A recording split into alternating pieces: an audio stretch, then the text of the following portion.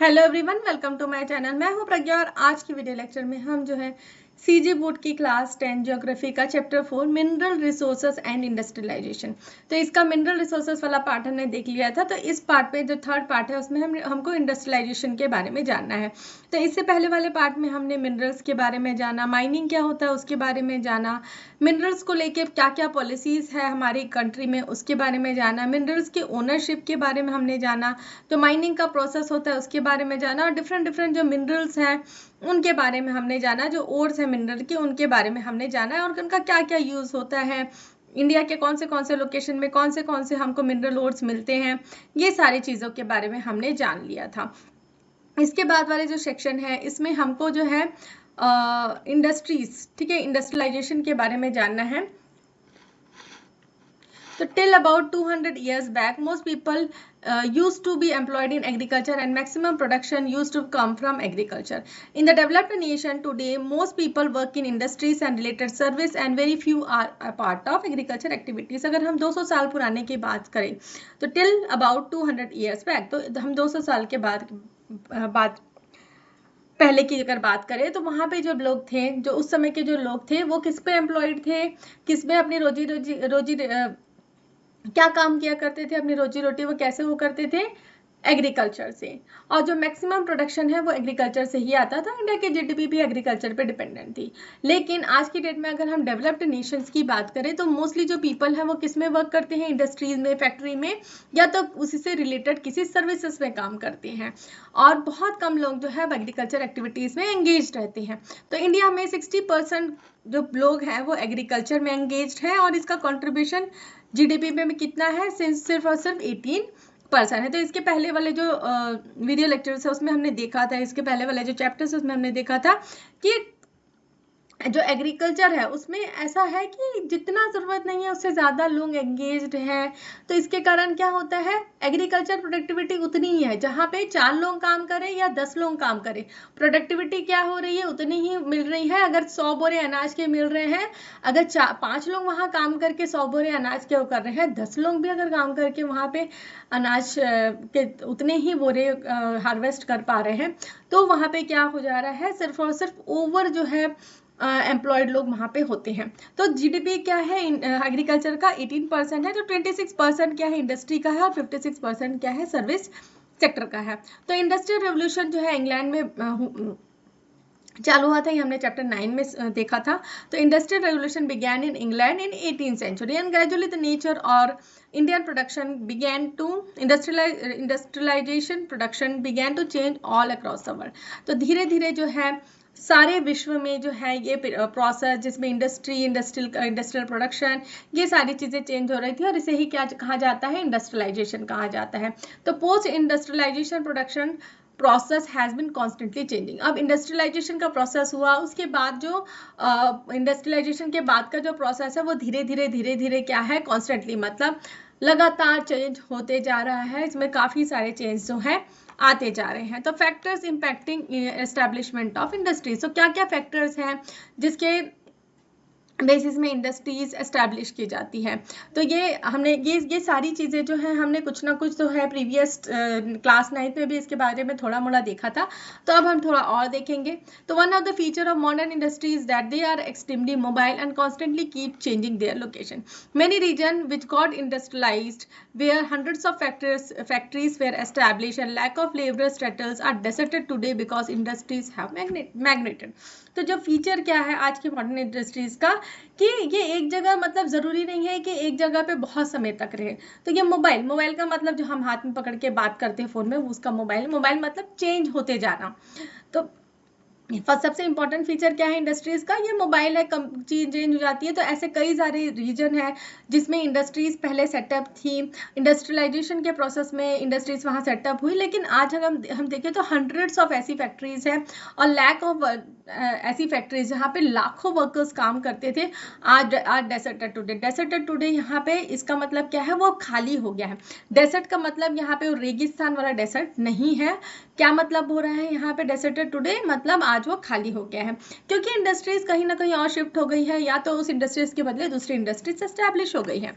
तो in 1970 most important city in India such as Mumbai, Delhi, Chennai, Indore etcetera had huge cotton mills. In 1980 almost all of this closed down and power looms that have been produced at much faster rate came up in absolutely new location.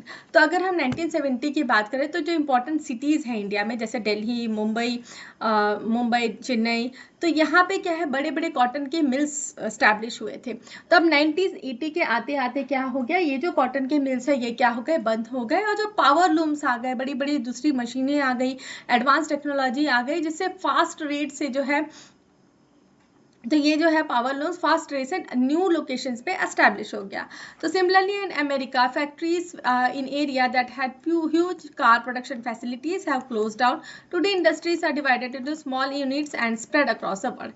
और वैसे ही अगर हम एक और example देखें तो America में भी जो फैक्ट्रीज हैं ऐसे एरियाज में एस्टैब्लिश थी जहाँ पे बड़े बड़े कारों के ह्यूज, मतलब बड़े बहुत तादाद पर कार के प्रोडक्शन हुआ करते थे.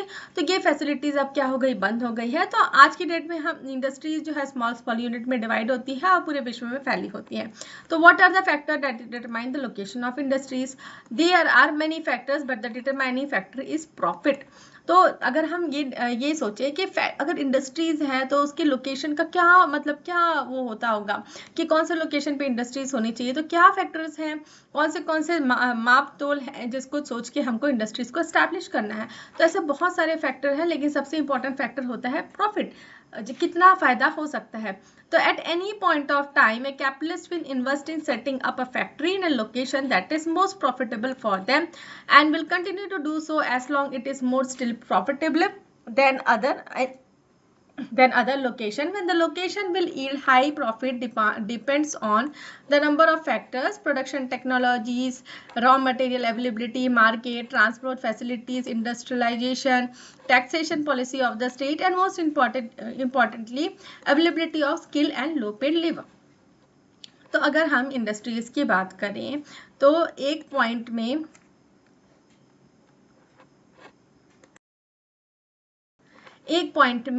ठीक है, एक कोई भी जो इंडस्ट्री सेटअप कर रहा है, कैपिटलिस्ट मतलब जिसके पास पैसा है, जो इंडस्ट्री स्टार्ट कर सकता है, जो सेटअप करवा सकता है एक फैक्ट्री. तो एक फैक्ट्री उस लोकेशन में वो करेगा जहाँ पे से उसको प्रॉफिट सबसे ज़्यादा हो, और वो तब तक कंटिन्यू करेगा जब तक उसको उस लोकेशन से प्रॉफिट आता जाए. अगर प्रॉफिट नहीं आएगा तो क्या करेगा उस इंडस्ट्रीज को और आगे चला के नुकसान झेलने का, क्योंकि सैलरी देनी है उसको, वेजेस देने हैं उसको. तो ऐसे लोकेशन में जब तक उसको प्रॉफिट मिल रहा है तब तक वो क्या है, कंटिन्यू रखता है उस फैक्ट्री को. तो जो यील्ड है, प्रॉफिट है, हाई प्रॉफिट किसके ऊपर डिपेंड करता है, जो प्रोडक्शन की जो टेक्निक्स हैं, रॉ मटेरियल अवेलेबल है कि नहीं आसपास में, मार्केट कैसा है, ट्रांसपोर्ट फैसिलिटीज़ कैसी है, इंडस्ट्रियल और टैक्सेशन पॉलिसी कैसी है जिस स्टेट में वो इंडस्ट्री सेटअप हुई है, उसके साथ साथ जो अवेलेबिलिटी है, ठीक है, जो अवेलेबिलिटी है, जो लेबर उनको मिलना चाहिए, जो काम करने वाले लोग हैं, स्किल्ड लेबर मतलब उनको अच्छे से काम आता है कि नहीं, और लेबर का कॉस्ट भी कम होना चाहिए. तो transport resources were much less developed in 18 and 19th century. Huge quantity of iron ore and coal were use to prepare small quantity of steel. तो अगर हम ट्रांसपोर्ट रिसोर्सेज की बात करें तो उस समय जो है 18-19th सेंचुरी में ही ट्रांसपोर्ट रिसोर्सेज क्या थे, कम थे. तो ज़्यादा क्वांटिटी में आयरन ओर तो था, कोल भी था, लेकिन स्टील जो है वो उसका प्रोडक्शन उतना ज़्यादा नहीं था. तो so steel plants were setup near the mines so that raw material need to be transported to far off places, but with the time high quality ore in the mines got depleted and had to procure from far off places. तो steel plants जो है, जो भी plant, steel plant का example दिया है, जैसे कि स्टील प्लांट्स हम देखें तो आयरन और कोल तो अवेलेबल था, लेकिन ट्रांसपोर्ट फैसिलिटीज़ नहीं थी, तो इसलिए स्टील जो है कम क्वांटिटी में जनरेट हुआ करता था, बनाया जाता था. इसलिए स्टील प्लांट्स को उन माइंस के पास ही एस्टेब्लिश किया जाता था. जैसे कि अगर हम भिलाई स्टील प्लांट की बात करें, जो ठीक है, हम छत्तीसगढ़ में रहते हैं, भिलाई स्टील प्लांट के बारे में हर कोई जानता है. तो अगर हम भिलाई स्टील प्लांट की बात करें तो भिलाई स्टील प्लांट में जो लोहा, आयरन और आता है वो कहाँ से आता है, दली राजरा के माइन से आता है. दली राजरा का माइंस जो है वो नियरली 60-70 किलोमीटर है, तो उससे जो ट्रांसपोर्टेशन कॉस्ट उतना ज़्यादा उनको नहीं पड़ता है। अब हाई क्वालिटी जो आयरन ओर्स हैं उन माइंस में डिप्लीट हो गया, ठीक है। अब स्टील प्लांट एस्टैब्लिश हो गया, लेकिन जो माइंस थे वहाँ पे जो ओर है वो क्या हो गया, खत्म हो गया। अब उसको बाहर से लेके आना पड़ रहा है, दूसरी जगह से लेके आना पड़ रहा है। तो इस सिचुएशन में क्या होगा, the steel industry began to shift to more suitable location. तो अब ऐसे सिचुएशन में क्या होगा, इतना ज़्यादा जो ट्रांसपोर्टेशन का कॉस्ट वो करने से ज़्यादा अच्छा क्या होगा, स्टील इंडस्ट्री को उस जगह शिफ्ट कर दिया जाएगा, एक सुटेबल लोकेशन पे शिफ्ट कर दिया जाएगा जहाँ पे ट्रांसपोर्ट फैसिलिटीज़ या फिर जो आयरन और की फैसिलिटीज़ ज़्यादा अच्छी हो। So when transport facility began to develop, industries began to shift to places where skilled and cheap labor was available. अब उसके बाद जब ट्रांसपोर्ट फैसिलिटीज अच्छी हो गई तो इंडस्ट्रीज को कहाँ शिफ्ट करने लग गए, जहाँ पे हमको स्किल्ड लेबर मिले और चीप लेबर मिले। तो industrialist found that workers in older location had become organized and had fought for higher wages and better facilities.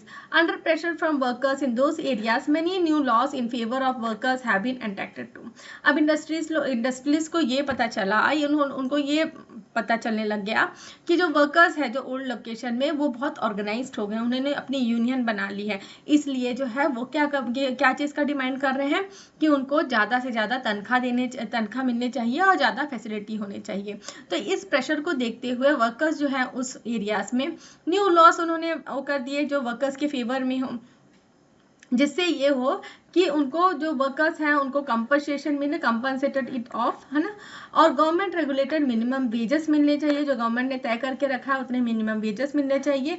Regulated working hours भी होने चाहिए। तो industrialist began to set up industries in colonies और countries where because of poverty labourers were ready to work at low wages, where labour laws for labor welfare were not in the place and labor was not organized. अब देखो इसलिए जो है industries, ठीक है, जहाँ पे वो ओल्ड लोकेशन में काम हो रहा था वहाँ लोग अब स्किल्ड हो गए, लोग जानकार हो गए, उन्होंने अपनी यूनियन बना ली लेबर्स में। अब उनको हाई वेजेस चाहिए, फैसिलिटीज चाहिए। तो इसलिए इंडस्ट्रियलिस्ट ने क्या किया, ऐसे जगहों में, ऐसे कंट्रीज में, ऐसे कॉलोनीज में जाकर उन्होंने इंडस्ट्री सेटअप करने लगी जहाँ पे पॉवर्टी हो, पॉवर्टी मतलब गरीबी हो, जहाँ पे जो लेबरर्स हैं वो कम तनख्वाह में काम करने के लिए रेडी हो जाए, जहाँ पे कोई लेबर वेलफेयर एसोसिएशन ना हो और लेबर जो है उतने ज़्यादा मतलब इकट्ठे ना हो, उतनी ऑर्गेनाइज ना हो, कोई ऑर्गेनाइजेशन ना हो इसका। This became possible because of rapid expansion of fast transport that was cheap. For example, iron ore mine in Dantewada is transported 250 km away to Visakhapatnam port through a pipeline in slurry form. तो अब जो है इतना ज़्यादा transport facility हो गया, rapid expansion हो गया ट्रांसपोर्ट फैसिलिटी का, चीप भी है। तो इसलिए क्या है, जैसे जो आयरन और दंतेवाड़ा में माइंस किया जाता है वो 250 किलोमीटर दूर विशाखापट्टनम भेजा जाता है, किससे, एक पाइपलाइन के थ्रू इन स्लरी फॉर्म, ठीक है, एक मतलब दलदल, स्लरी मतलब दलदल होता है, तो उस तरीके से मतलब एक वाटरी फॉर्म में उसको जो है गीले फॉर्म में भेजा जाता है। तो this slurry is made into pellets and exported. अब उसके बाद ये जो स्लरी है इसको किस में बनाया जाता है, किस में कन्वर्ट किया जाता है, पेलेट्स में, और एक्सपोर्ट किया जाता है। It is called Kirandul Visakhapatnam slurry pipeline. इसे क्या बोलते हैं, किरंदुल विशाखापट्टनम स्लरी पाइपलाइन का कहा जाता है। और सिमिलर पाइपलाइन उड़ीसा में भी है। तो ये पार्ट है दंतेवाड़ा विशाखापट्टनम स्लरी लाइन का। तो हियर आयरन और सोल्यूशन इज मेड, तो यहाँ पे आयरन और सोल्यूशन बनाया जाता है। तो उसके बाद हमको नेक्स्ट देखना है रॉ मटेरियल का। तो industries are generally setup near resources of raw material so that expense on transport can be reduced. If we buy ₹100 worth of iron and raw cotton, can you guess which will be lighter. तो अब industries को raw material के basis में देखें तो industries वहाँ पे setup होती है जहाँ पे रॉ मटेरियल क्या है, इजिली अवेलेबल होता है, ताकि ट्रांसपोर्ट का जो कॉस्ट है वो रिड्यूस हो सके। तो अगर हम 100 रुपीज़ का आयरन और कॉटन खरीदे तो कौन सा हल्का होगा, तो ऑब्वियसली कॉटन हल्का होगा। तो iron, aluminium, bauxite, limestone etcetera are heavy ore, तो इनका वेट क्या होता है, ज़्यादा होता है। तो establishing industry that use this ore far from the mining areas which greatly increase production cost. तो अगर हम इंडस्ट्रीज दूर में एस्टैब्लिश करते हैं, ये जो ओर्स जहाँ पे मिल रहे हैं उससे दूर के एरिया में, तो क्या होगा, प्रोडक्शन कॉस्ट बहुत ज़्यादा इंक्रीज हो जाएगा, क्योंकि ट्रांसपोर्टेशन कॉस्ट इंक्रीज हो जाएगा। which is why these industries are set up near the source of raw material. इसलिए जो ये heavy raw material जो यूज करते हैं उस इंडस्ट्रीज को कहाँ पे सेटअप किया जाता है, ऐसे जगह पे जहाँ पे रॉ मटेरियल्स जो है इजिली अवेलेबल हो. तो एल्यूमिनियम फैक्ट्री एट कोरबा, ठीक है, कोरबा में एल्यूमिनियम फैक्ट्री है. Steel plant in Bhilai, cement plant in Jamul near Durg are located close to the mines that produce raw material. ठीक है, तो ये सारे जो फैक्ट्रीज हैं, ये जो फैक्ट्रीज हैं वो कहाँ पे लोकेटेड है, जहाँ पे रॉ मटेरियल इजिली अवेलेबल है.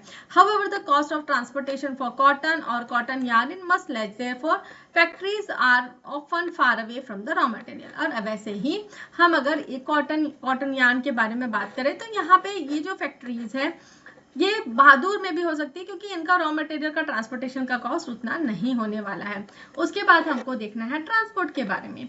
तो today production is done in many different parts. तो आज की डेट में अगर देखें तो हमारी कंट्री में अलग अलग लोकेशंस में अलग अलग प्रोडक्शंस हो रहे हैं, चीज़ों के प्रोडक्शन हो रहे हैं. तो production of different parts of product are done in different places quite often in location across the globe and then brought together and assembled in a location. तो आज की डेट में देखें तो अलग अलग चीज़ों के अलग अलग जो पार्ट्स हैं वो डिफरेंट लोकेशंस पे बनते हैं और एक जगह पे उनको लाके क्या किया जाता है, असेंबल किया जाता है. इवन दो मोबाइल हम यूज करते हैं उसके पार्ट्स अलग अलग लोकेशंस पे बनते हैं. वैसे ही अगर हम ऑटोमोबाइल मतलब कार की बात करें या कोई भी गाड़ियों की बात करें तो उसके भी पार्ट्स अलग अलग लोकेशंस पे बनते हैं. बहुत सारे पार्ट्स होते हैं उसमें तो अलग अलग लोकेशन पे बनते हैं और उसके हिसाब से फिर क्या है एक जगह लाके उसको असेंबल किया जाता है. This make transportation as part of this makes transportation as essential part of production. This is why other than raw material, transportation is also very important to decide the location of industries. Water, road, rail modes of transport are all used to transport good. तो ऐसे ही अगर हम देखें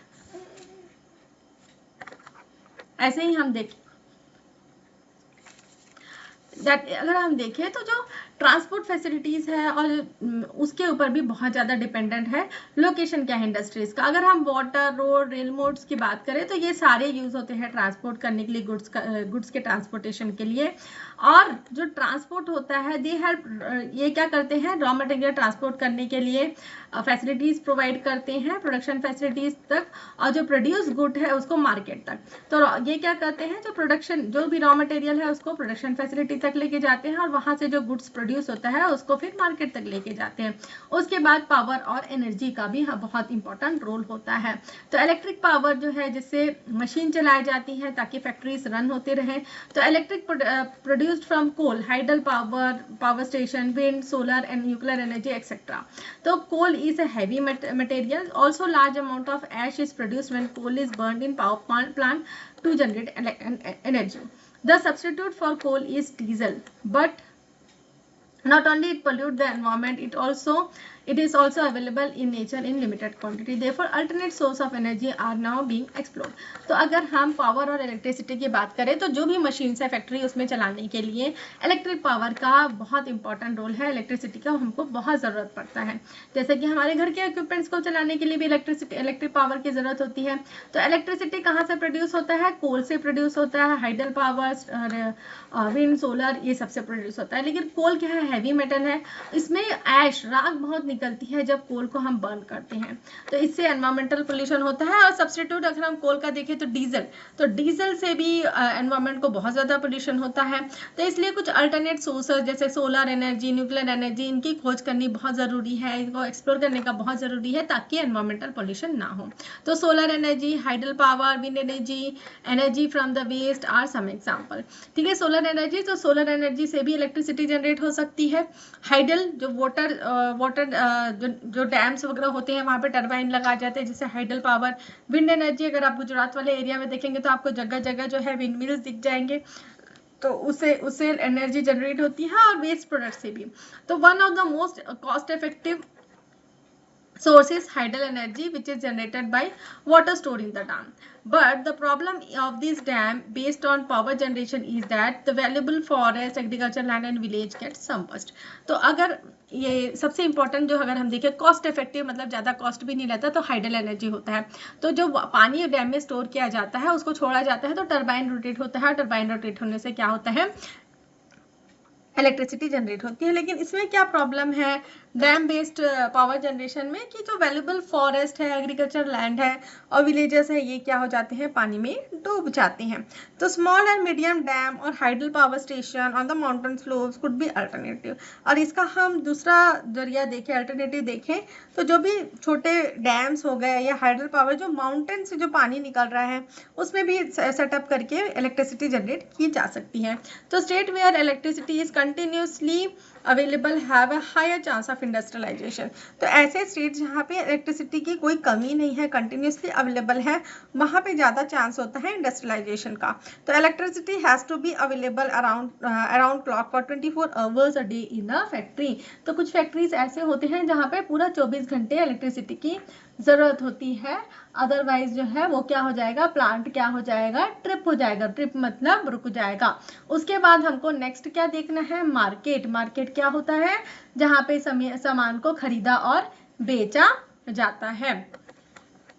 तो market, product is consumed through market, so all the produce has to be taken to the market. The constantly changing nature of market also impacts the setting up of industry.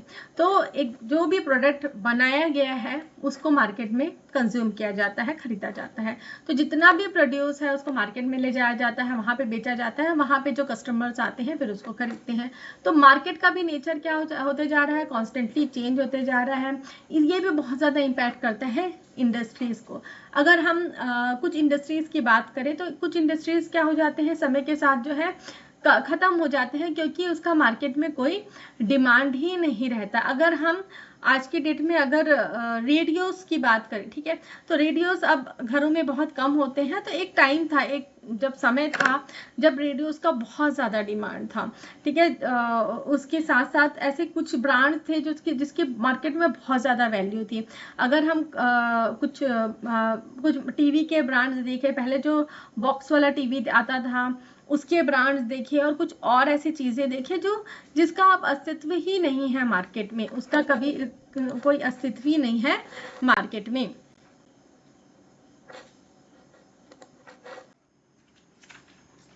So when we say market, जब हम market बोलते हैं तो ये सिर्फ और सिर्फ ये नहीं कि इससे जो डज नॉट रिलेट करता है कि सिर्फ ट्रांसपोर्टेशन कॉस्ट की हम बात कर रहे हैं। ये जो नए जो प्रोडक्ट्स हैं उनके कंजप्शन की भी बात कर रहे हैं, कंज्यूमर के जो इंटरेस्ट है नए प्रोडक्ट में उसकी हम बात कर रहे हैं। प्रोडक्ट जो है वो कितना अट्रैक्टिव है ये भी होना चाहिए तब तो, और इनकी क्वालिटी कैसी है, क्वांटिटी कैसी है, उसके ऊपर भी मार्केट बहुत डिपेंड करता है। तो expansion of market require standardisation so that product is demanded and consumed over a large area. To sell the product across the world, people need to have a similar thought, interest, consumption pattern throughout the world. तो market कितना बड़ा है, कितना वो बड़ा हो सकता है, ये स्टैंडर्डाइजेशन है। तो प्रोडक्ट की कितनी डिमांड है, कंज्यूमर उस एरिया में, जो उस लार्ज एरिया में कितने मतलब वो प्रोडक्ट कंज्यूम हो सकता है। और अगर हम चाहते हैं कि हमारा प्रोडक्ट पूरा विश्व में हो तो हमको ये अंडरस्टैंड करने की ज़रूरत है कि जो कंज्यूमर्स है, जो लोग हैं, उनका इंटरेस्ट कितना है, कंजप्शन पैटर्न कितना है पूरे विश्व में। तो understand we can consider the example of mobiles in last 25 years. अगर हमको ये समझना है तो मोबाइल बहुत ही ईजी एग्जाम्पल है। अगर 1991 की बात करें तो कुछ ही कंपनीज थी जो मैन्युफैक्चर करती थी मोबाइल सेट, जैसे कि नोकिया का मोबाइल उस समय बहुत फेमस था। अब उस समय क्या है, नोकिया का जो हैंडसेट आता था वो कैसा रहता था, बटन्स वाला रहता था, और कुछ ही लोग जो है उसको खरीद सकते थे। तो इस तरीके से, और सबके पास मोबाइल उस समय होता नहीं था। अगर 1991 की हम बात करें तो आज की डेट में बहुत सारी कंपनीज हैं जो मोबाइल सेट को मैन्युफैक्चर कर रही हैं, और अपने आप को मार्केट में रखने के लिए, इस कॉम्पिटिटिव मार्केट में रखने के लिए वो कॉन्स्टेंटली जो है नई फीचर्स लेके आ रही है, डिज़ाइंस लेके आ रही है सस्ते रेट में। तो इससे क्या हो रहा है, कंज्यूमर्स जो है अट्रैक्ट होते हैं, उनको सब चीज़ देखना है, कॉस्ट देखना है, फीचर्स देखने हैं, और कंपनीज जो है अपनी मार्केट पोजीशन जो है।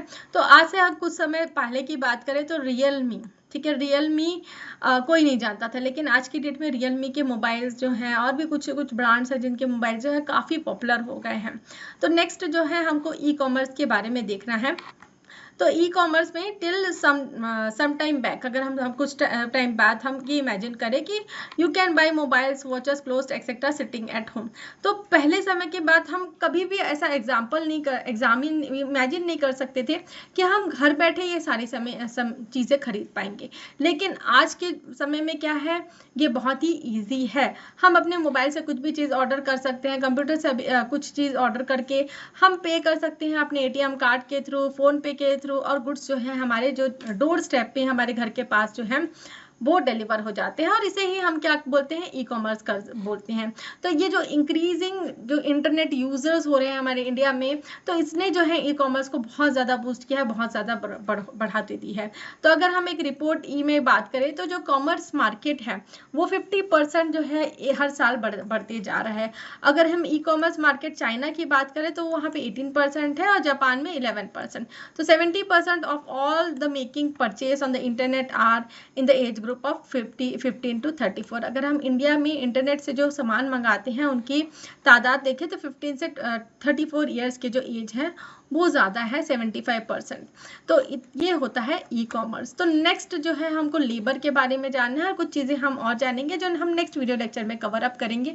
तो मैं आशा करती हूँ कि इतना आपको समझ में आया होगा। इतना समझ में आया तो वीडियो को लाइक शेयर करें, कमेंट करके बताएं कि वीडियो कैसा लगा। और अगर मेरे चैनल के वीडियोस आपको पसंद आते हैं तो चैनल के उसको सब्सक्राइब कर लीजिए, बेल नोटिफिकेशन को भी ऑन कर लीजिए, ताकि जब भी मैं नई वीडियोस डालूं तो आपको नोटिफिकेशन मिल सके। कमेंट करना बहुत ज़रूरी है, अच्छा लगा बुरा लगा जो भी है कमेंट करके ज़रूर बताएं। Thank you.